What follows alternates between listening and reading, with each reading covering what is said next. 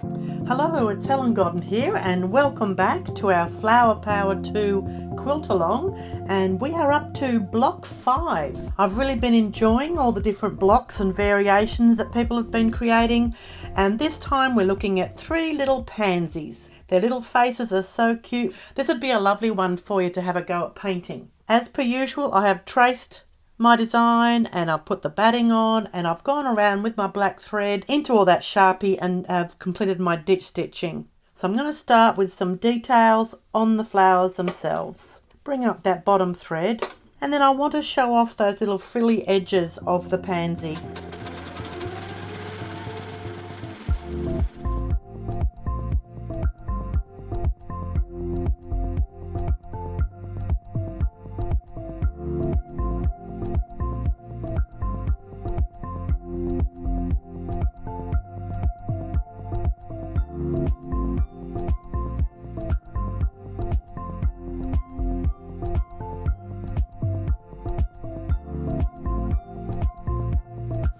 I'm liking that, so I'll do that on all 3 of the flowers.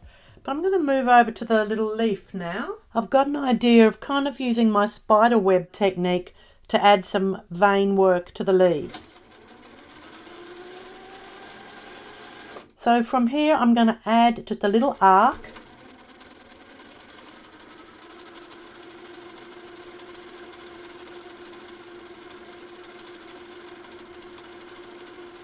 So you can see I've added little bumps that arc from the centre across like a spider's web. When we run out of that line, they just bump right the way across to the edge. And then I'm making sure they go right to the end of that leaf, and then they're going to come back up the other side.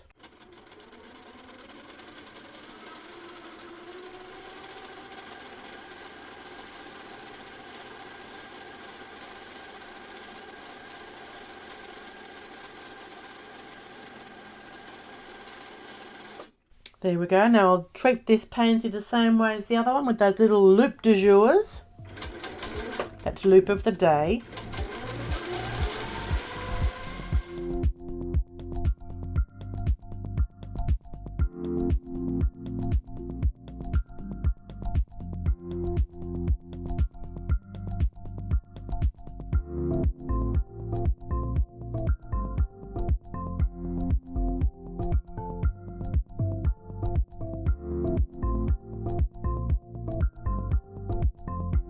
I'm quite happy with that.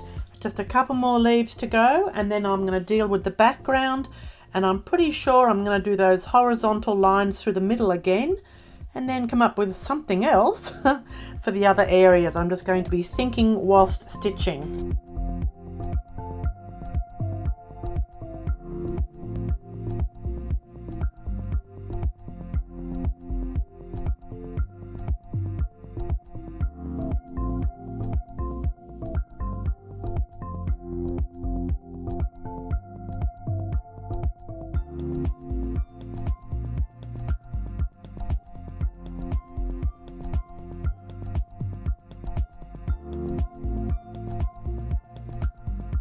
Oh, one more leaf to go, but I might as well do some horizontals while I'm here.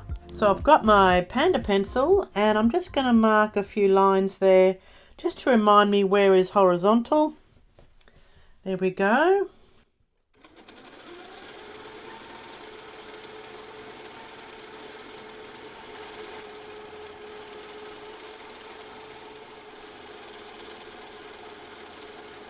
So I'm just stitching right over the top of those lines. In the long run, I don't think you actually notice that the stitching goes on top. I still think the curl will look like it's in front of that background. And as with our previous blocks, it is quite important to have that black touch into the Sharpie edge so that the stripes look like they go behind our leaves. Now, just out of interest, I have had a few people online talk about this outer edge and that they're finding it does get a bit distorted by the time we do our quilting, and that is absolutely true. What I wanted to explain though is that I put the edging there for the sake of the demonstration to see where the design actually ends. But of course for you, you could actually trace this with just a marker of some kind and then ensure your quilting goes beyond, but then you can trim back to a neat square. I've also had people say that they prefer to do the whole thing as a whole cloth rather than each block, and of course that is also how I would prefer to work, but for this demonstration, I like to have it be in this one block at a time format.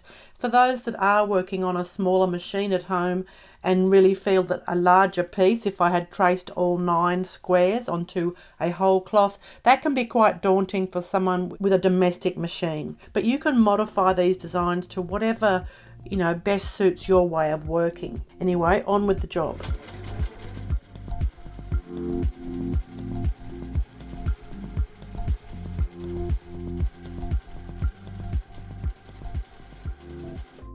And at the end, if I didn't think these swirls were being sort of dominant enough, I could go over that again with my Sharpie and just sort of fatten up the twirly bits there.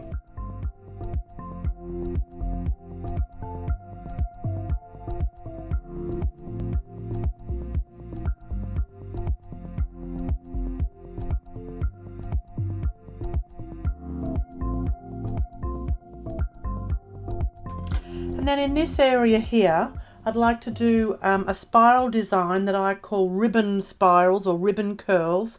They're very tight little curls, kind of repeating this idea but on a much smaller scale. And with this kind of spiral or curl, I stitch back on top of myself. I'll show you what I mean.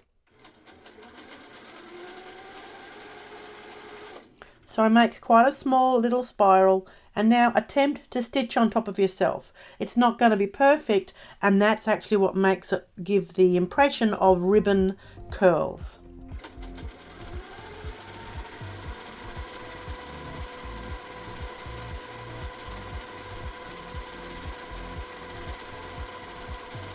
So you can see I just keep attaching one curl to the next, and where it's not perfect, that's where you get that really cool ribbon curling motion.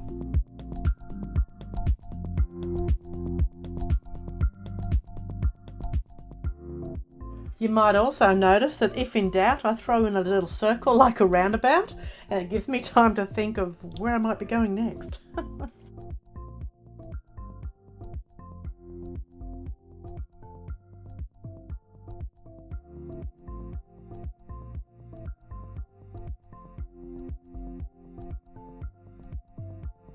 And with our curls, we just keep bumping them onto each other and connecting one to the next, and it kind of grows in a very organic manner. So in this design, it really is the inaccuracy, if you like, or the human element that means we're not very good at stitching exactly on top of ourselves, but that's what gives us this lovely ribbon movement. So I'm really liking that. It gives it a nice texture too. So I'm going to continue all the way around.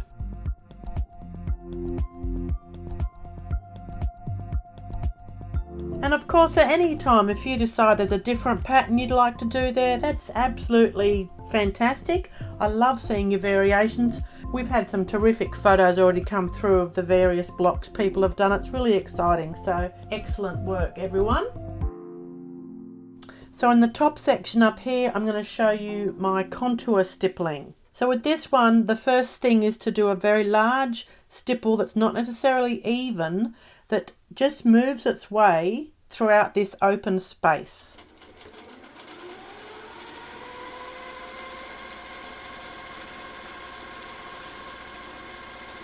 A little bit random, but just kind of filling the area. And now I'm going to repeat it, not necessarily exactly parallel, and get like a contour, a bit like we're looking at an aerial view of a map. So I'm going to decide at some point that I'm going to stitch close to the line and then away from the line, and then close and away. And you'll sort of see how it comes together. Close and away. Close, away, close, away,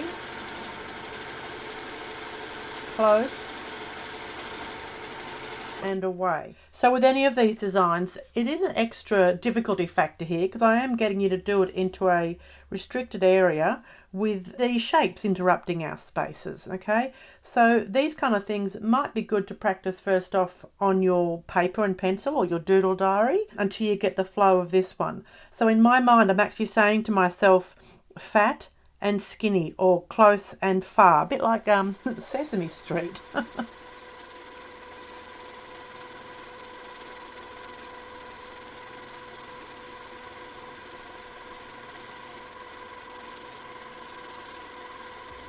And you can see how I keep using that ditch to really finish off my shapes.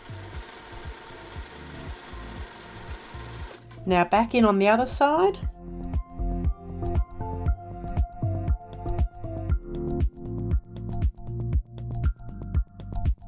Not much we can do here, just a couple of little fills, but I'm still going to try and maintain that fat and skinny.